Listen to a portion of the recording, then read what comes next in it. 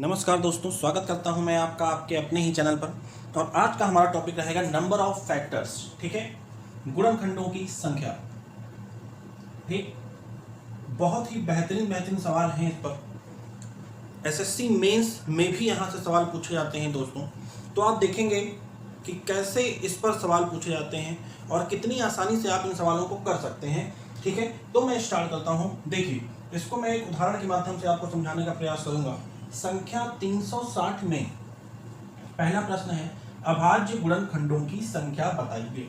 दूसरा प्रश्न देखिए आप, कुल गुणनखंड बताइए, मतलब कि टोटल नंबर ऑफ फैक्टर्स। यहाँ पे आपको टोटल नंबर ऑफ फैक्टर्स, यहाँ पे आपको number of factors, number of prime factors मालूम करने थे। यहाँ पे आपको नंबर ऑफ इवन फैक्टर्स, मतलब कि सम गुणनखंडों की संख्या मालूम करनी है।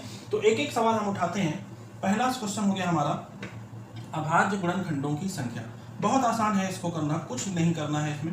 केवल आपको 360 का फैक्टर निकालना है, प्राइम फैक्टर निकालना है। ठीक है, 360 का प्राइम फैक्टर बहुत ही आसानी से निकाल सकते हैं। देखिए, जिनको नहीं आता है उनके लिए, जिनको आता है भैया वो अपना करेंगे, कोई दिक्कत नहीं है। अब 2 डिवाइड करेंगे, ठीक। फिर देखिए 2 से इसको डिवाइड करेंगे 90। फिर देखिए 2 से इसको डिवाइड करेंगे 45। ठीक, फिर 3 से 15 45। ठीक, 3 बचे 15। ठीक, मतलब आपका 2 की घात 3 इंटू 3 का स्क्वायर इंटू 5 की पावर 1। ये हो गए आपके फैक्टर। ठीक है ना, ये हो गए आपके फैक्टर। पूछ रहा है अभाज्य गुणनखंडों की संख्या।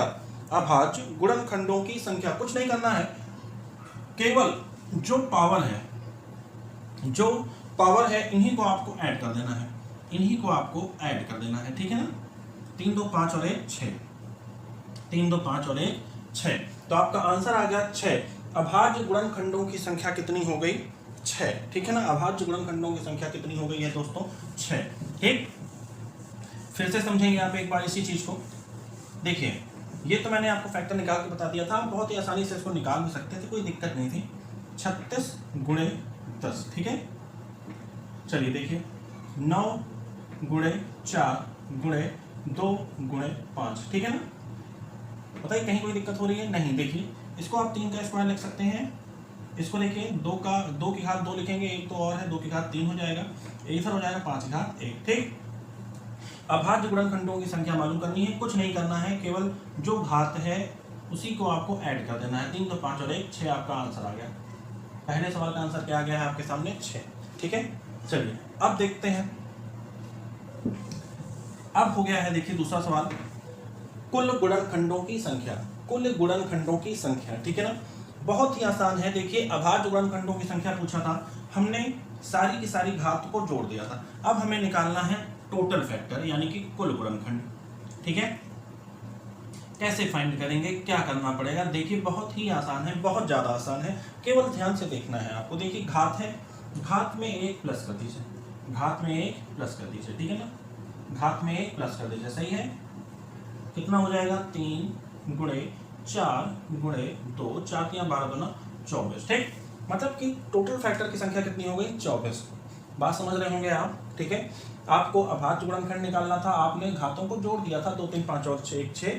टोटल नंबर ऑफ फैक्टर मालूम करने हैं आपको, तो कुछ नहीं करना है, बहुत आसान है, केवल घात में 1 जोड़ना है, फिर गुणा कराना है। घात में 1 जोड़ना है, फिर गुणा कराना है। आंसर आपके सामने आ गया। ठीक है ना, 24। सही।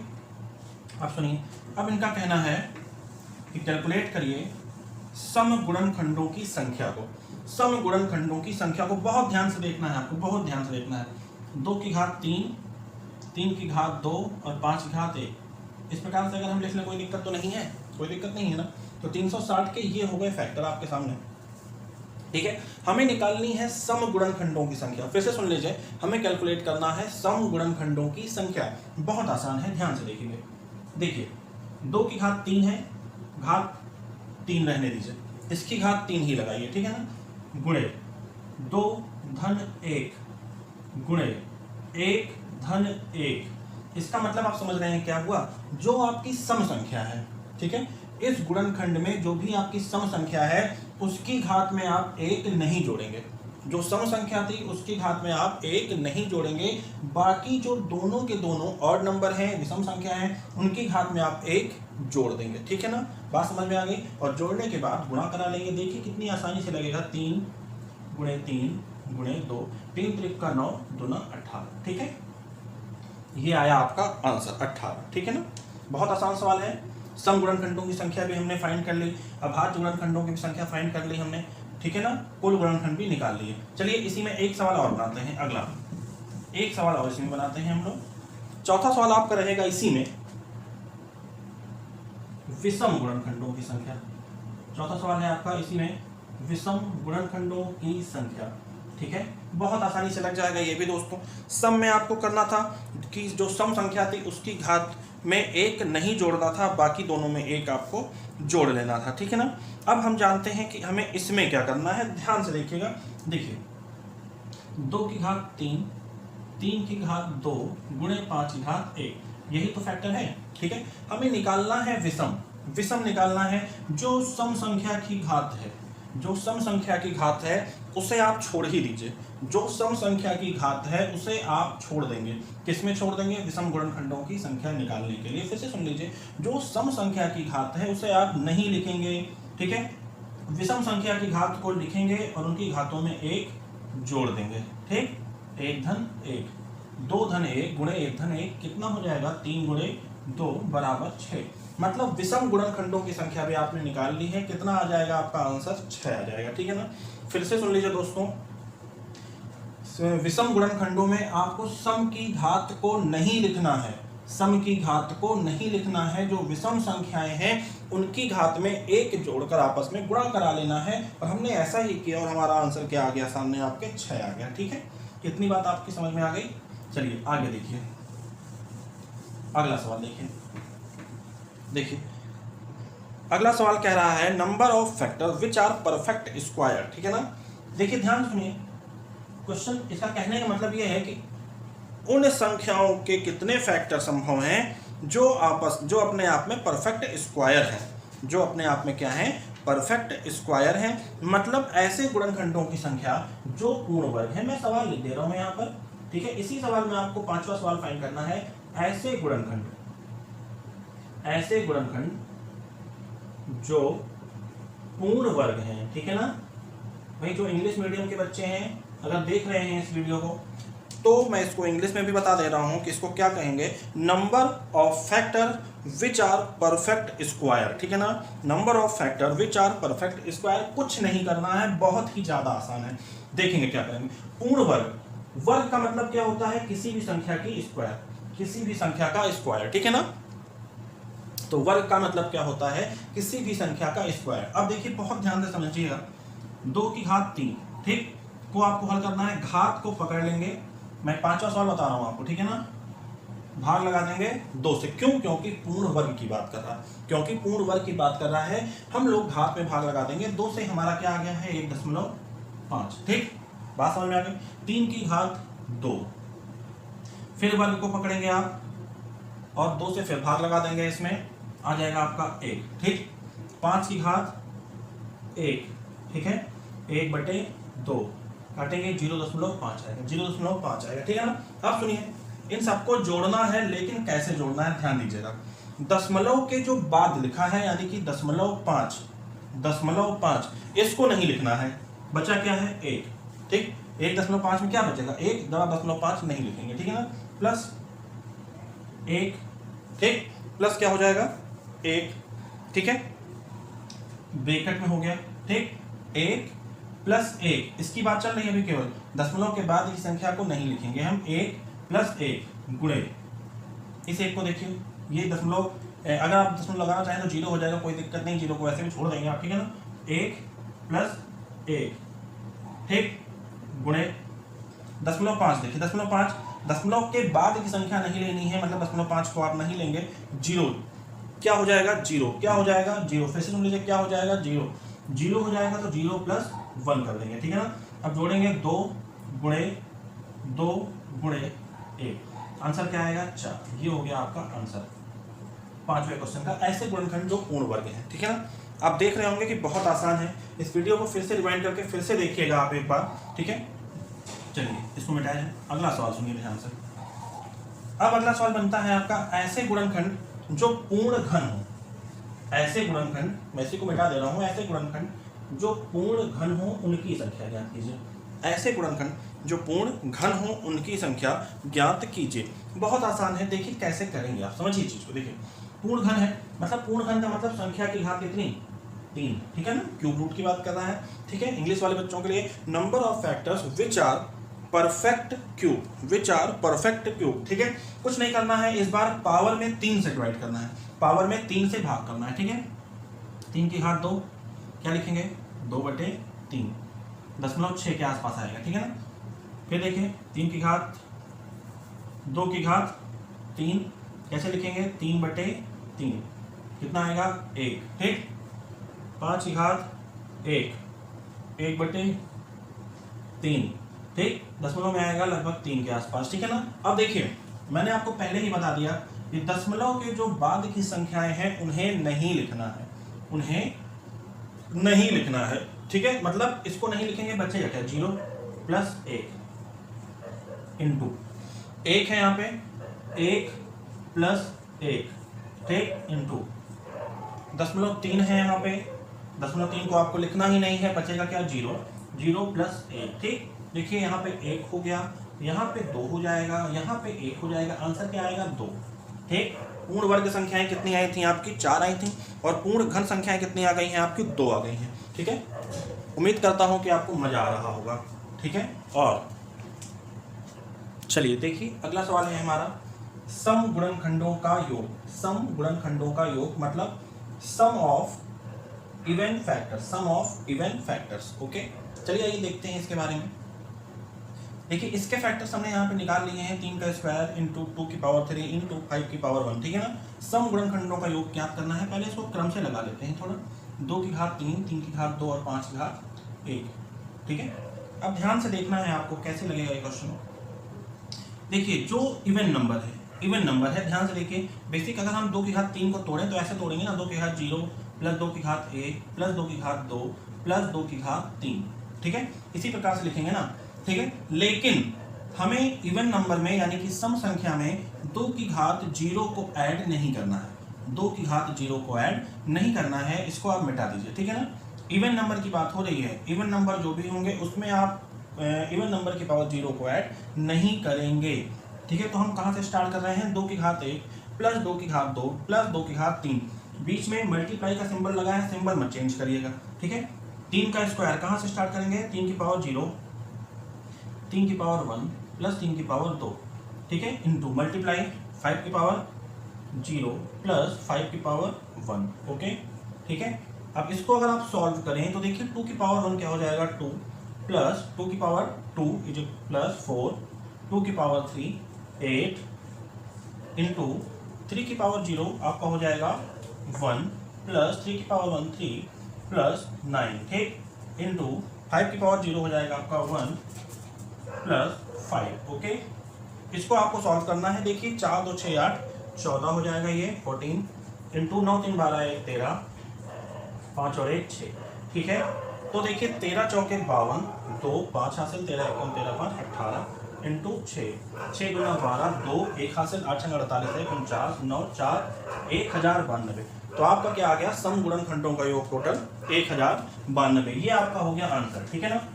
एक बार इसको आप फिर से देखिए, एक बार इसी क्वेश्चन को आप फिर से देखिए, देखिए ध्यान से देखिए।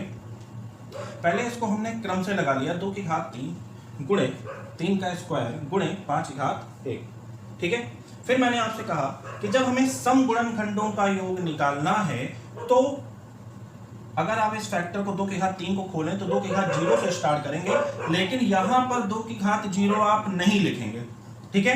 कहां से स्टार्ट करेंगे, 2 की घात 1 से, 2 की घात 1 + 2 का स्क्वायर + 2 का क्यूब इंटू मल्टीप्लाई का सिंबल लगा है, 3 की पावर 0 + 3 की पावर 1 + 3 की पावर 2 इंटू 5 की पावर 0 + 5 की पावर 1, ठीक। इन सब का आप मल्टीप्लाई करवाएंगे, आंसर क्या आएगा, 1092, ठीक है। चलिए इसको मिटाते हैं।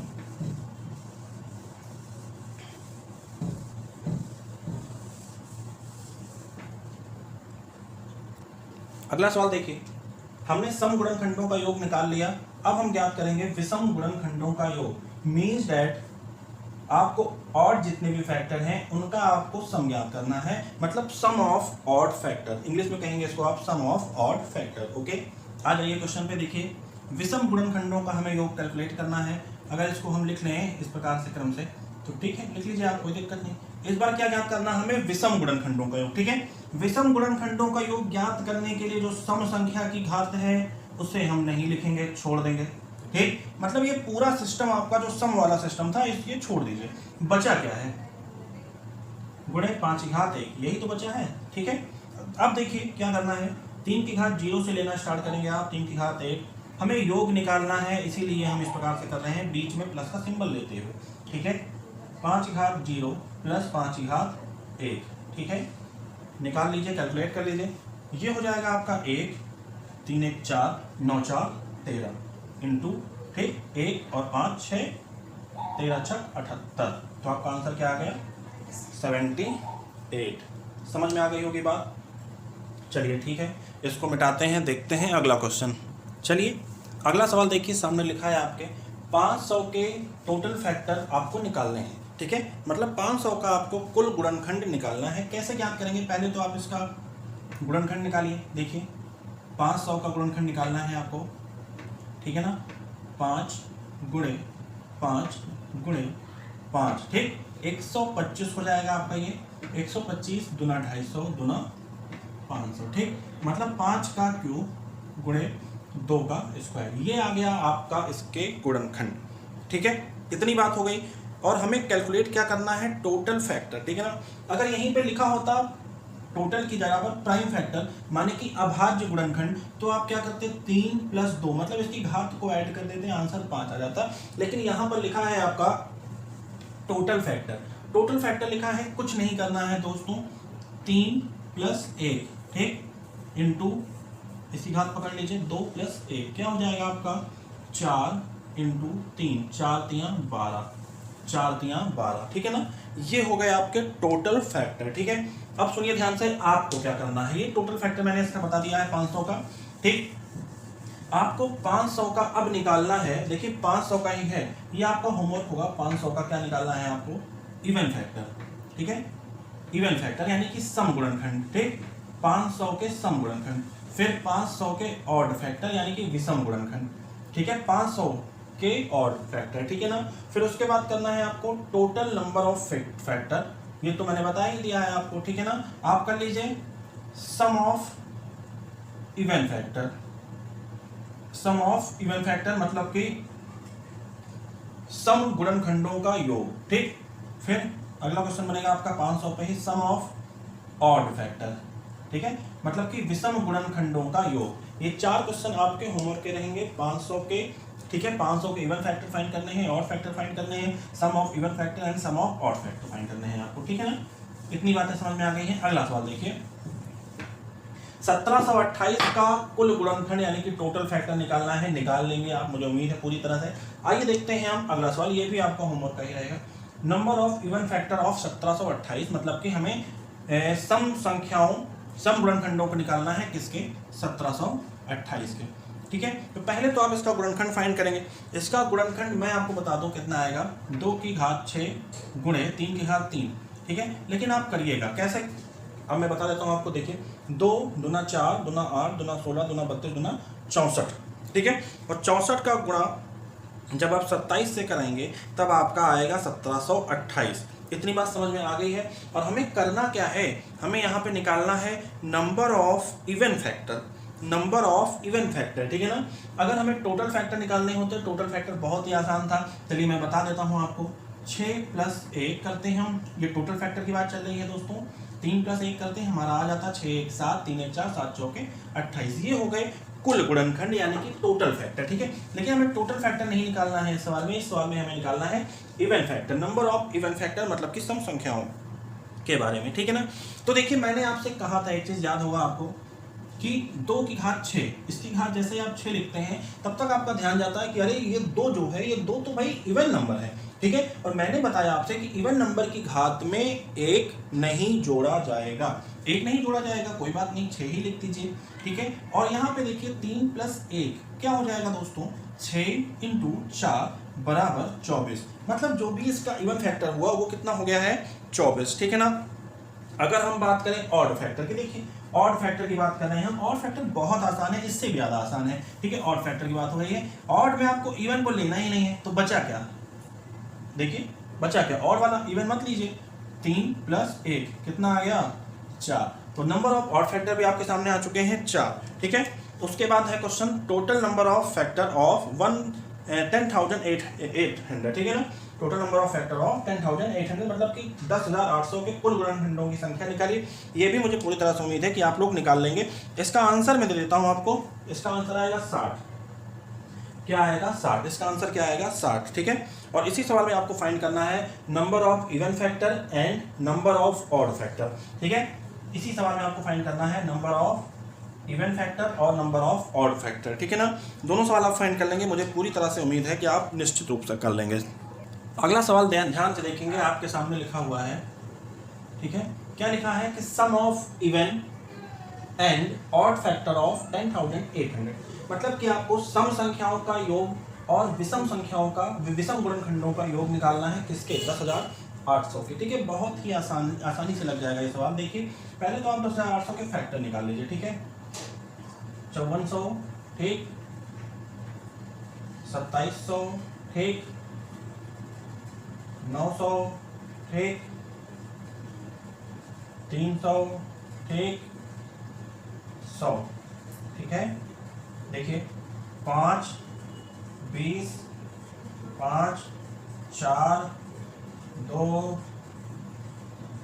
ठीक है। तो आपका देख रहे होंगे आपका 1, 2, 3, 4, 2 की घाते 4 गुणे 1, 2, 3, 3 की घाते 3 गुणे 5 की घात 2, ठीक। ये आ गए आपके इसके गुणनखंड, ठीक है ना। अगर इसी क्वेश्चन में पूछा होता कि आपको निकालना है प्राइम फैक्टर, तो 4 धन 3 धन 2, 4 3 7 2 9, मतलब अभाज्य गुणनखंड कितने हो जाएंगे, आप घातों को जोड़ देंगे, आ जाएगा, ठीक है ना। अगर इसी में पूछा होता कि टोटल फैक्टर, मैंने आपको टोटल फैक्टर बताया हुआ है, अभी मैंने आपको उसका आंसर बताया था, 60 आएगा। कैसे आएगा, 4 + 1 5, 3 + 1 4, 5 चौके 20 और 2 + 1 3 हो जाएगा, 20 × 60, ठीक है ना। तो लेकिन हमें यहाँ पे फाइंड क्या करना है, sum of even and odd factor. तो देखिए इवन फैक्टर के लिए ध्यान से देखिएगा, सम ज्ञात करना है, हमें क्या ज्ञात करना है, योग निकालना है, ठीक है। योग का मतलब प्लस सिंबल आएगा बीच में, ठीक है ना।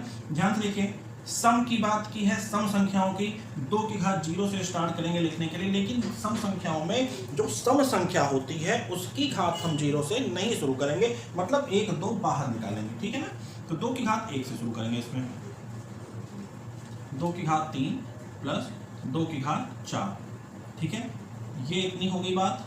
आगे देखिए, इसमें आप 3 की घात 0 से स्टार्ट करेंगे, ठीक दोस्त।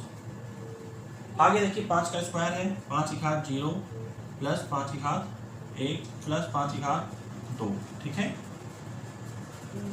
बात समझ में आ रही है, मल्टीप्लाई का सिंबल लगेगा बीच में, ठीक है। देख लीजिए, तो आप देख रहे हैं यहाँ पे 5 की घात 0 प्लस 5 की घात 1 प्लस 5 की घात 2, ठीक है। यहाँ पे देखिए क्या हो जाएगा आपका, 2 की घात 1 को हल करेंगे, कितना आएगा, 2 प्लस 4 प्लस 8 प्लस कितना हो जाएगा, 16, ठीक है ना। इसको आप हल करेंगे, देख लीजिए, 1 प्लस यहाँ पे मल्टीप्लाई का सिंबल लगा दिया है, प्लस का लगेगा, सॉरी, ठीक है। 1 3 प्लस 9 प्लस 3 का 9 27, ठीक, इंटू देखिए 1 प्लस 5 प्लस 5 25, ठीक है। ये आपका हो गया। इसी को आप हल कर लेंगे, आपका क्या आ जाएगा आंसर। देखिए इसको आप जोड़ेंगे, 2 4 8 और 16, तो क्या आएगा 30 धन 1 3 1 4 9 4 13 और 27 और 13 जोड़ देंगे, क्या आ जाएगा 40, ठीक। 25 5 30, 25 5 30 और 1 31, ठीक है। बीच में मल्टीप्लाई का सिंबल लगा है, ठीक है ना। इसी को आपको हल कर लेना है, आ जाएगा आपका 1200, इसको करेंगे 1200 गुणे 31 बराबर 31 0 0 31 0 0 372 372 0 0 आंसर, ठीक। ये आ गया आपका आंसर, सही है ना, सही है। ये हमने निकाला है सम संख्याओं, सम संख्याओं के लिए फैक्टर्स निकाल लिए हमने, नंबर ऑफ इवन फैक्टर, ठीक है ना। अब हम निकालेंगे नंबर ऑफ ऑड फैक्टर, ठीक है। ऑड फैक्टर तो बहुत ही आसान है, इससे भी आसान है, ठीक है। देखिए इसमें कुछ है नहीं, अगर आपकी कैलकुलेशन अच्छी है तो बहुत तेज लगाएंगे सवाल, ठीक है ना, बहुत तेज करेंगे सवाल। मुश्किल से 20 सेकंड का सवाल है, मुश्किल से 20 सेकंड का सवाल है। ऑड फैक्टर्स निकालने के लिए मैंने आपको बताया है कि सम संख्या को नहीं लिखेंगे, ठीक, मतलब हम लिखेंगे क्या, 3 की घात से स्टार्ट करेंगे, ठीक है, समझे आप, इनटू प्लस प्लस, ठीक। तो आपको इसको जोड़ना है, इसको जोड़ के आपका आया था 40 और गुणे यहाँ पे आया था 31, 31 शून्य शून्य 4 कम 4 4 दिए 12, 1240 आपका आ जाएगा आंसर। कितना आ जाएगा आपका आंसर, 1240, ठीक है ना। ये हो गया है आपका, ये भी सवाल खत्म, सही। अब देखते हैं हम आगे। देखिए कुछ सवाल आपके सामने लिखे हुए हैं। पहला सवाल है, ये थोड़ा सा नया पड़ेगा आपके लिए। देखिए 3600 के सभी गुणनखंडों का योग निकालना है, 3600 के सभी गुणनखंडों का योग निकालना है। पहले तो आप इसके फैक्टर निकाल लीजिए, इसके गुणनखंड निकाल लीजिए, तो क्या आ जाएंगे, देखिए 2 की घात 4 गुणे 3 की घात 2, 2 की घात 4 गुणे 3 की घात 2 गुणे 5 की घात 2, ठीक है। ये हो जाएंगे इसके फैक्टर, ठीक है ना। गुणनखंड आप निकाल लीजिएगा, 3600 को 3600 का निकालना है, निकाल के देख लीजिएगा इतना ही आएगा, ठीक है। अब आपको कैलकुलेट करना है sum of all factor, sum of all factor, ठीक है। यहाँ पे सम संख्याओं का जोड़ या फिर विषम गुणनखंडों का जोड़ नहीं पूछ रहा है, कह रहा है सभी गुणनखंडों का योग, सभी गुणनखंडों का योग। बहुत ध्यान से सुन लीजिए, यहाँ पर पूछ रहा है आपसे सभी गुणनखंडों का योग, ना सम कह रहा है ना विषम कह रहा है, ठीक है।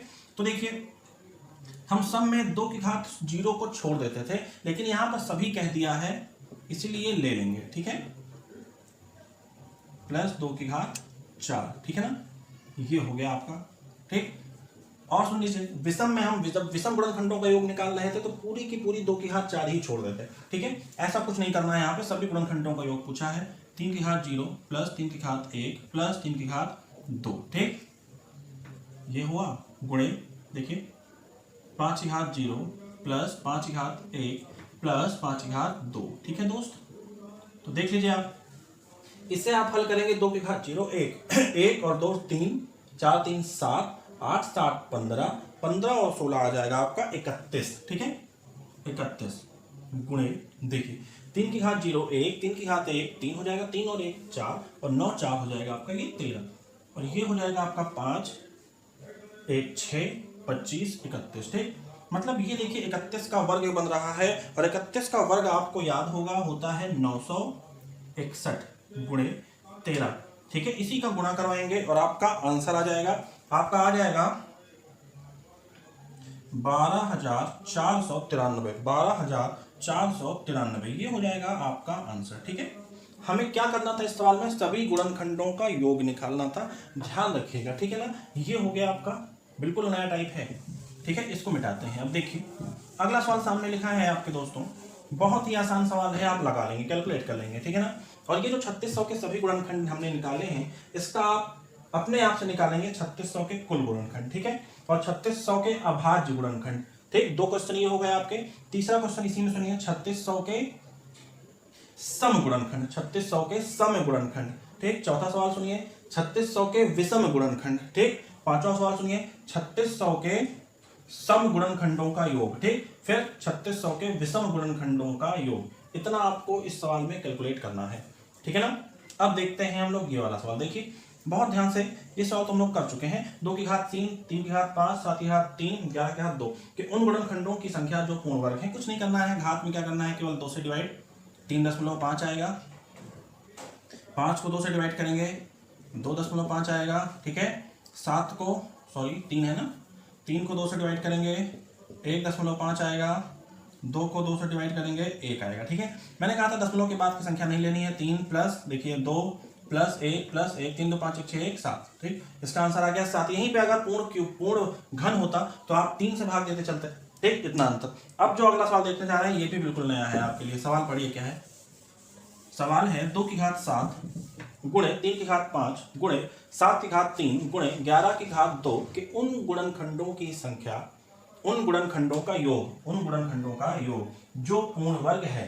ठीक है, नया सवाल है, अच्छा सवाल है, सीजीएल मेंस। चलिए देखें, कुछ नहीं करना है आपको।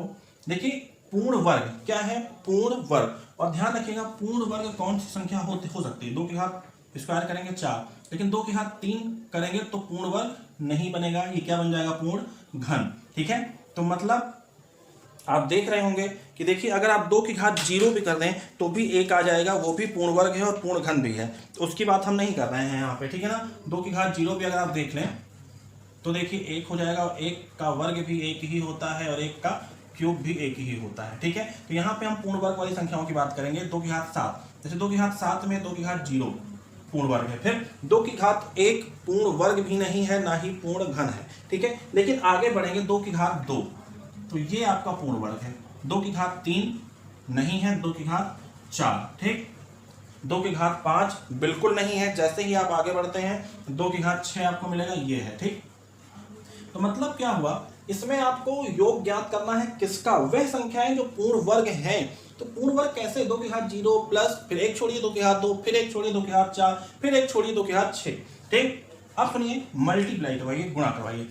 अब 3 को स्टार्ट कर दीजिए, 3 की घात 0, ठीक, 3 की घात 0, 3 की घात 1 नहीं लेंगे, 3 की घात 2, ठीक, फिर 3 की घात 3 नहीं लेंगे, 3 की घात 4, ठीक, यहीं तक आएगा ना, 3 की घात 5 तक ही तो है। ठीक है ना, आगे देखिए 7 है, ठीक, 7 की घात 0 बिल्कुल ले सकते हैं आप, 7 की घात 2, ठीक, इंटू 11, 11 की घात 0 प्लस 11 की घात 2, ठीक, ये हो गया आपका। सही है, अब हम इसी को हल करेंगे और अपने आंसर को कैलकुलेट करके निकाल देंगे। ठीक है, देखिए 1 4 1 5, 16 5 21, 21 और ये हो जाएगा 64, 21 और 64 आपका क्या हो जाएगा, जोड़ लीजिए, 21 और 64 हो जाएगा 85, क्या हो जाएगा 85, 85, ठीक, इंटू 3 की घात 0 1 9 10 और 3 की घात 4 होता है बच्चे 81, यानी कि 81 और 10 हो गया आपका 91, ठीक, इंटू 7 7 49 और 1 50, ठीक, इंटू 11 ग्राम क्या होता है, 11 ग्राम 121, 121 और 1 122, ये हो गया। अब इसी को हम लोग मल्टीप्लाई करवाएंगे और हमारा आंसर आ जाएगा। ठीक है, ठीक है ना, तो इसको आप मल्टीप्लाई करवाएंगे, आपका आंसर आ जाएगा, मल्टीप्लाई करवा के आंसर निकालेंगे आप। ठीक है ना, यही है हमारा आंसर, बात समझे, गुणा करवा के आंसर निकालिएगा। ठीक है, तो यहीं पे देखिए एक सवाल और बन सकता है आपका। ठीक है दोस्तों, कुछ सवाल हमें अभी और करने हैं इस पे।